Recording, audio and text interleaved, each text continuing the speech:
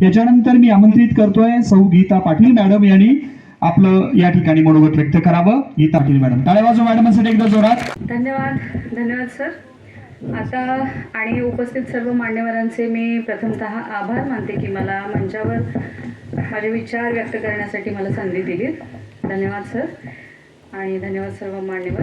आता बघा मुलांनो, तेली मॅडमनी इतक्या उंचीवर हा परिसंवाद नेऊन ठेवला आहे की तुम्ही आता तुमच्यात एक जोश निर्माण झाला आहे की नाही. आज आपण कशासाठी आलो आहे रे इथं सगळेजण? आज काय आहे बोर्डवरती काय लिहिलंय? बालकुमार साहित्य संमेलन. आणि आता आम्हाला विषय काय दिलाय? परिसंवाद आहे. काय विषयावर आहे परिसंवाद? हसूया, खेळूया, नाचूया आणि त्यांनी त्यात ऍड केलं वाचूया आपण, आहे की नाही. मग आता तुमचा एवढी एनर्जी वाढलेली आहे, एवढं शक्ती वाढली आहे तुमच्यात, एवढा उत्साह वाढलाय. त्या उत्साहाला मी खाली आणणार नाही आहे, आपण वर न्यायचं. आपण हसायचं आहे. हसायचे 2 प्रकार करायचे आणि त्यानंतर परत आपण खेळायचं आहे आणि नाचायचं आहे आणि सगळ्यांनी सहभागी व्हायचं आहे. हा अट आहे मात्र, सगळ्या लहान मोठे सगळ्यांनी सहभागी व्हायचं. कुणीही खुर्चीवर बसून राहायचं नाही.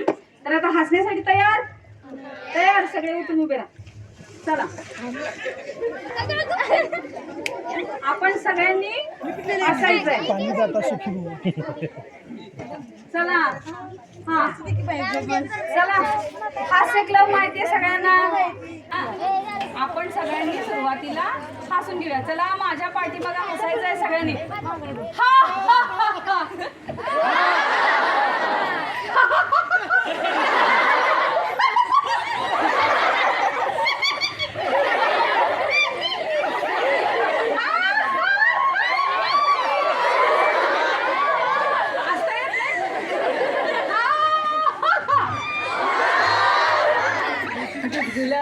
बघा आता मी तुम्हाला गुदगुल्या मी लांबून करणार आहे तरी तुम्हाला गुदगुल्या होतात ना सगळ्यांना.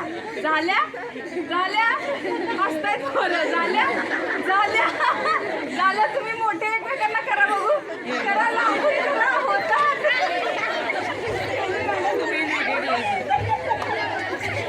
हसलो? ठीक आहे, चला थँक्यू. तर आता सगळे बसून घ्या.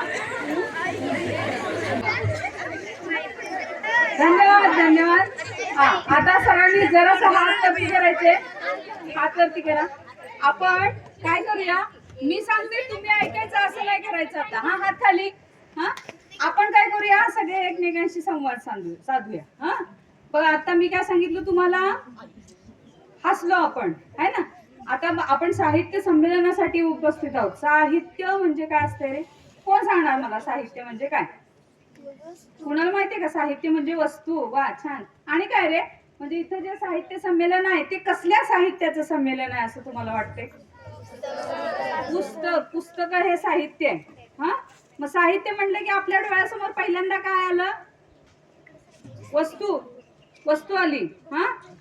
पण इथं कुठल्या साहित्याचं संमेलन आहे? पुस्तकात काय काय असतं? कथा असतात, कविता असतात, छोटे लेख असतात, वैज्ञानिक लेख असतात. असे भरपूर विषय त्या पुस्तकांमध्ये असतात. वेगवेगळ्या विषयांची पुस्तकं असतात. आणि या पुस्तकांना नुसतं पुस्तक न म्हणता त्याला काय म्हणतात? शास्त्रीय भाषेत साहित्य असं म्हटलं जातं. काय म्हटलं जातं? साहित्य. मग आता इथून पुढं जेव्हा आपण केव्हा साहित्य संमेलन म्हणू किंवा मी साहित्याचा अभ्यास करणार आहे म्हणू, तेव्हा आपण कुठल्या अशा वस्तूचा अभ्यास करणार नसतो, तर आपण शब्दांचा आणि त्या शब्दांच्या माध्यमातून मांडलेल्या या पुस्तकांचा अभ्यास करणार असतो. बालमित्र, लक्षात येते का? म्हणजे आज जे आपण आलोय ते आपण साहित्य समजून घेण्यासाठी आलोय. बरोबर? तुम्हाला कळलं ना की साहित्य म्हणजे वस्तू नाही. साहित्य म्हणजे काय आहे? पुस्तकांमध्ये छापलेल्या या पुस्तकांच्या शब्दांच्या रूपाने असलेल्या कथा, कविता, त्याचं कवितेचं झालेलं गाणं, त्यानंतर एखाद्या कथेची झालेली मोठी कादंबरी. कथा छोटी असते, एक 10 मिनिटात संपणारी पण असते. 30 कथा मोठी असते, 300-400 पानं असले तरी संपत नाही. त्याला कादंबरी म्हणतात. बरोबर? एक कथा छोटीशी एक कविता असते. त्या कविता आणखी अजून भरपूर कविता त्यामध्ये गेल्या ते एक पुस्तक तयार झालं की त्यांचा कविता संग्रह होतो. बरोबर? लक्षात येते? म्हणजे कथा, कादंबरी, कथा संग्रह, कविता संग्रह, त्याच्याही पुढे जाऊन वैज्ञानिक विषयांवरचे लेख असतात. असे बरेच विषय आहेत आपल्या आवाक्याच्या बाहेरचे आहेत की आता तुम्ही शाळेत आहात, शाळेत असताना सुद्धा अनेक विषय तुम्ही शिकताय बघा. शेतीचा विषय आहे तुमच्याकडे, विज्ञान आहे, परिसर अभ्यास आहे, गणिताचा विषय आहे. अशा प्रत्येक विषयांमध्ये लेखन झालेलं आहे आणि ते लेखन रंजक पद्धतीने तुमच्या पर्यंत पोहोचते. बरोबर. तुमचं जसं वय वाढेल तसं त्या लेखनाची काठिण्य पातळी वाढत जाते आणि मग ते तुम्हाला इंटरेस्ट वाटायला लागेल. मग तुमच्यापैकी कोणतरी म्हणाल ना मी युनिव्हर्सिटीत जाणार शिकायला, तसं मी आणि मॅडम अजून जातो. हा, मी आणि मॅडम आम्ही तुम्हाला शिकवतोय तरी सुद्धा आम्हाला वाटते नाही अजून कुठली तरी पुस्तकं वाचायची राहिलीत, म्हणून आम्ही दोघे अजून लायब्ररीत असतो. काय असतंय त्या लायब्ररीत? आम्हाला घरातले म्हणतात काय असतंय त्या पुस्तकात, आम्हालाच माहिती ते पुस्तकात काय असते. हा, एखादी कविता वाचताना आमची अशी तंद्री लागते, एखादी कथा वाचताना डोळ्यात आपसूक पाणी येतंय, तेव्हा कळतं त्या साहित्यामध्ये, शब्दामध्ये किती जादू असते. हा, म्हणून आम्ही काय असतो, लायब्ररीत असतो. तुमच्यापैकी पण बरेच जण मोठे झाल्यावर लायब्ररीत जा, कशी असते लायब्ररी पहा आणि उच्च शिक्षण घ्या. हे झालं साहित्याबद्दल माहिती. आता काय करूया आपण, मी तुम्हाला थोडी माहिती सांगितली साहित्याची. आता आपण काय करूया, हसलो आपण. आता खेळायचं का? खेळायचं, खेळूया. ओके चला आता हसायचाच खेळ खेळूया. आपण 2 पार्ट करू. 2 पार्ट मध्ये लगेच डिवाइड व्हायचं पटकन 2 मिनिटात, इकडे अर्धे तिकडे अर्धे. चला मोठे पण अर्धे अर्धे. बस बस बस. इकडे बघा सगळे असं या बाजूला या लाईन मध्ये, इकडच्या इकडे बघा. उठा की उठा उठा उठा उठा उठा पटकन. हा, आता तुम्ही सगळे एकमेकांना ओळखताय काय? नाही ओळखत नाही, ठीक आहे. आज साठी आपली सगळ्यांची ओळख झाली आहे. हा, आणि आज इथून पुढे पण राहणार. आता यातल्या पहिल्या ओळीतल्या मुलींनी काय करायचं, मुलांनी पण तुमच्या दोन्ही चला चला 2 रंगा घ्या ह्या मुली, लवकर लवकर लवकर. 10 काउंट मध्ये रांगा झाल्या पाहिजेत. 1 2 3 4 5 6 7 8 9 10. ओके. आता बघा सूचना या, हे बघा आपल्या उजव्या बाजूला जो गट आहे तिकडेच बघा तुम्ही तिकडं. आपल्या उजव्या बाजूचा एक गट आहे, डाव्या बाजूचा एक गट आहे. लक्षात आलं? असे आपल्या मुलींचा एक गट आहे, मुलांचा एक गट, 2 गट झालेले आहेत. आता उजव्या बाजूच्या मुलांनी काय करायचं, बघा फनी डान्स करायचा आहे आपण. काय करायचं, फनी डान्स करायचा. आणि तो कशाचा डान्स आहे ते तुम्ही सांगायचं काय. आणि मी हा फनी डान्स इथं कानात सांगणार आहे कोणाला तरी, तो कसा करायचा तिनं तुम्ही ग्रुपमध्ये एकाच मिनिटात ठरवायचं की हा डान्स प्राण्याचा असणार आहे आणि तो प्राणी हा डान्स कसा करेल हे तुम्ही ठरवायचं आहे. ओके. हा, आणि मग तुम्ही तो ओळखायचा की तो प्राणी कोणता. हा,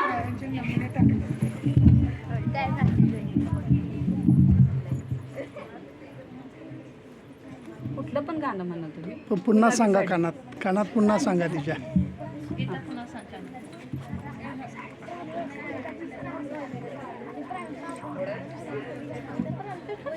सांग सगळ्यांच्या कानात.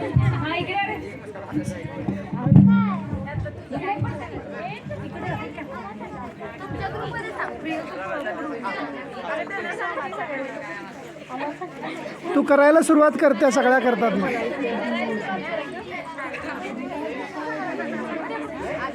हे बघा तुम्हाला प्राणी एक दिलाय मी गटाला, गाणं लावणार आहे, त्या गाण्यावर तुम्ही डान्स करायचा आणि पुढच्या ग्रुपनं ते प्राणी ओळखायचा आहे. हा, काय लावू का, लावू.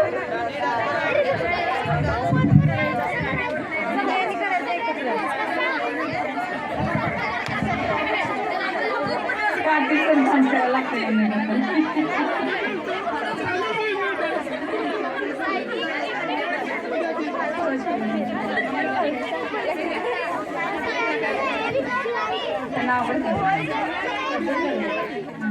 हा हा रेडी काय. हा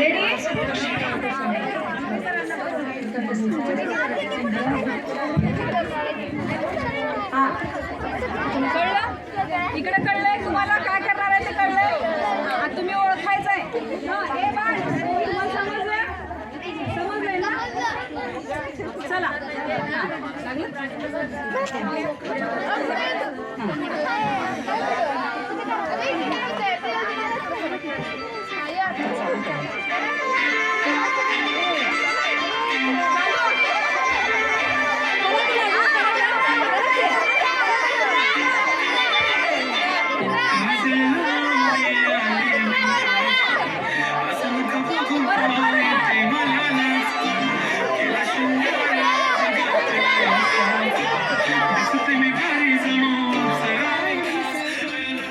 काय खरं फनी काय दिसलं तुम्हाला? मार्क मिळणार नाही. फनी काय दिसलं त्यात? विनोदी काय दिसलं सांगा बघू. काय दिसलं विनोदी?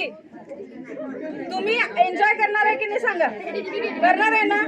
मग नाचा तुम्हाला कोणी काही म्हणणार नाही. सांगा आता एकाच मिनिटात परफॉर्म करायचं. तुमच्यातले कोण बेस्ट करते तिला पुढे पाठवा आणि तिला दोघी तिघी या पुढं आणि करा. चला तुमच्यातलं कोण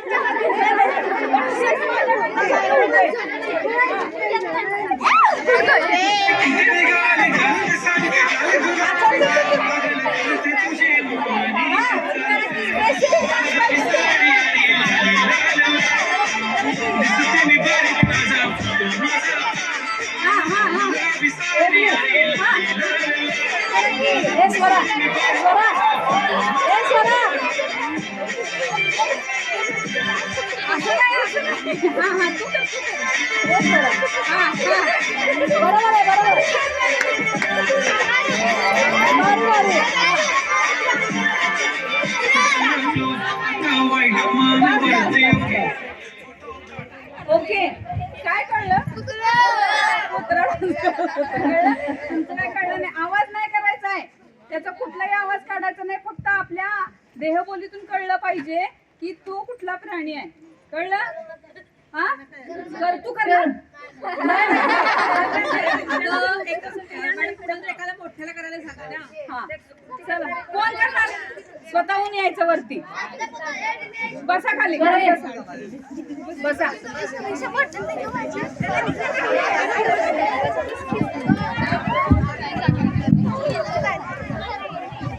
बर तुम्ही मला वाटलं होतं अपेक्षा होती त्यापेक्षा कितीतरी प्रमाणात तुम्ही अगदी कमी प्रमाणात रिस्पॉन्स दिला. बरं हा मला जर सांगितलं असतं तर नाचले असते एवढी मी.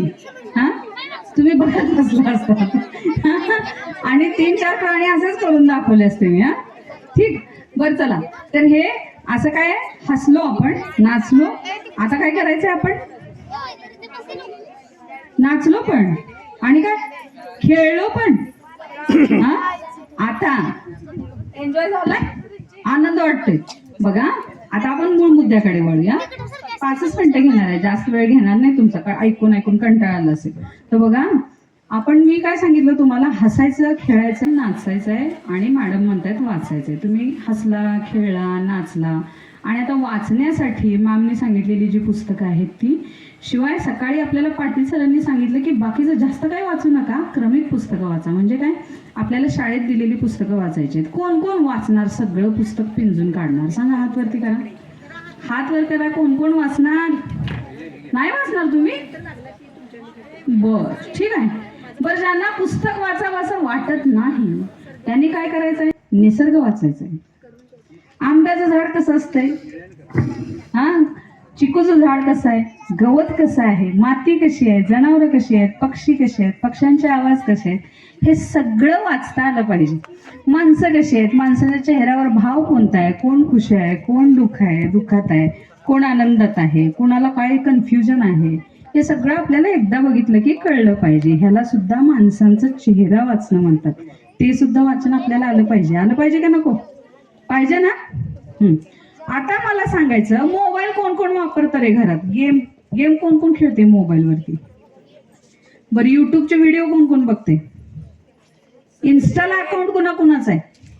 इन्स्टाला अकाउंट कुणाचं आहे?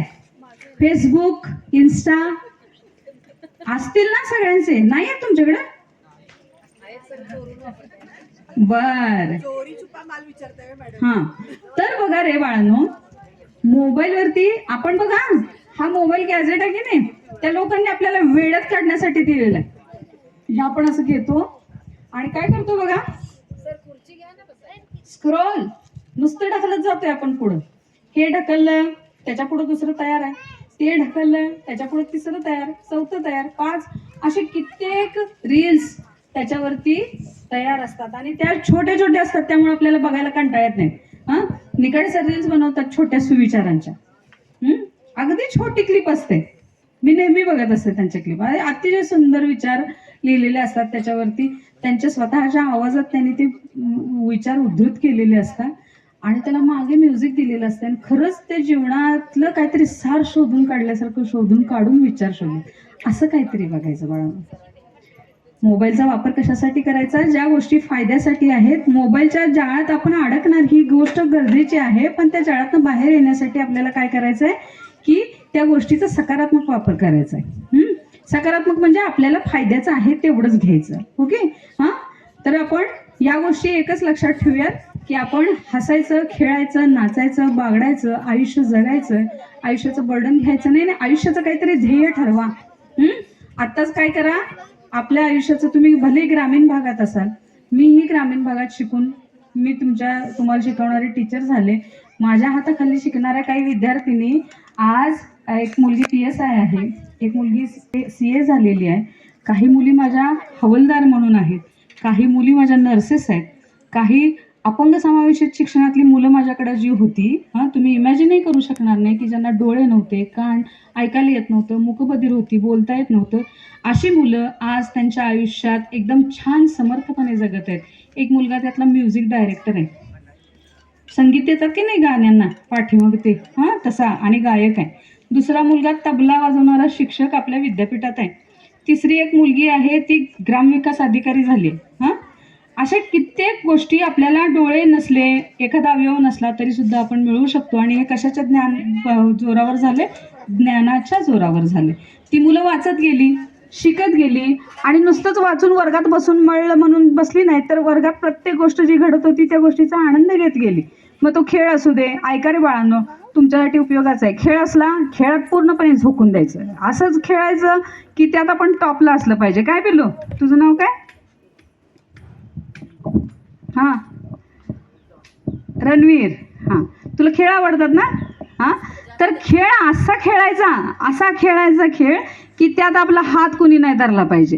हा, काय तर आपण इतकं आपल्यात जे कौशल्य आहे की नाही ते इतकं व्यवस्थित भारी घडवायचं की आपल्यासारखं दुसरं तिथं कोणी नसलं पाहिजे, असं मनाशी चंग बांधा आणि हसत, खेळत, नाचत, वाचत तुमचं आयुष्य उन्नतीपर्यंत न्या. मी एवढंच तुम्हाला सांगेन की काय करायचं आहे, आपण हसायचं आहे, खेळायचं आहे, नाचायचं आहे, वाचायचं आहे, पण आपल्या आयुष्याला एक प्रकारची शिस्त लावून घ्यायचं आहे. कुठंतरी एक सुविचार आमच्या शाळेत नेहमी दिसतो, हसा, खेळा, पण शिस्त पाळा. ठीक आहे? हां, पाळणार काय शिस्त? पाळणार? हां, ठीक आहे. बाकी मी काही सांगत नाही, सगळं थेरोटिकल पार्ट त्यांनी सांगितलं होतं तुम्हाला, त्यामुळे मला आणखी काय सांगायचं तुम्हाला द्यायचं ह्याच्यापेक्षा तुम्ही आनंद घेताय हे मला खूप बरं वाटलं. आणि साहित्य म्हटलं तर साहित्यामध्ये वेगवेगळे प्रकार आहेत ते आपण बघितलो, आणि साहित्यावर संस्करण केल्यावर साहित्य बदलत जाते. जसं कवितेचं गाणं होते की नाही, कथा आहे, कथा वाढवली की कथेची कादंबरी होते, आणि त्या कादंबरीवर पुन्हा संस्कार केला की त्या कादंबरीची एखादी मालिका होते किंवा त्याचा चित्रपट होतो. हे काय आहे, साहित्य आहे बाळांनो. आणि हे साहित्य आपल्या अवतीभोवती घडत असते, अवतीभोवती आकार घेत असतं, ते फक्त आपल्याला टिपता आलं पाहिजे. ठीक आहे का? लक्षात येते? तर एवढं बोलून मी रजा घेते. धन्यवाद.